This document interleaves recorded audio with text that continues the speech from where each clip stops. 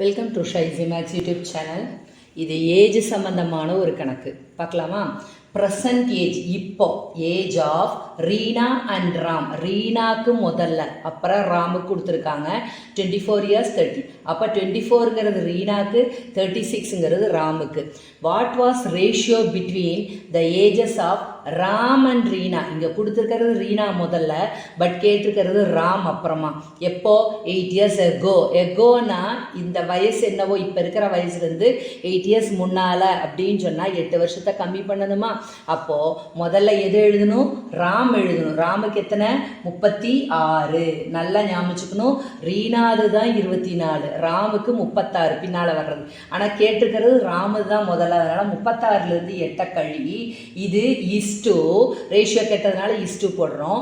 அடுத்தது ரீனா, ரெண்டாவது தான் ரீனா கேட்டிருக்காங்க. ரீனாக்கு எத்தனை வயசு? 24. 8 வருஷம் முன்னாலேனா -8 போட்டுக்கோ.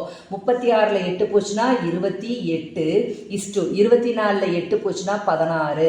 ஓகே, இதை கேன்சல் பண்ணலாம். 4th டேபிளில் பண்ணலாமா? 7 4s are 28. இது 7 தடவை, இது 4 தடவை. ஓகேவா?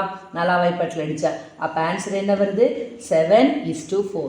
இதை நல்லா ஞாபகிச்சுக்கணும். இதே நம்ம மாற்றி போட்டிருந்தா ரீனா முதல்ல வந்ததுன்னா 4:7 வந்திருக்கு. அதுவும் கொடுத்துருக்காங்க பார்த்தோமா? நம்ம இதை பார்க்கும்போதே நம்ம ஆன்சரை கெஸ் பண்ணலாம்.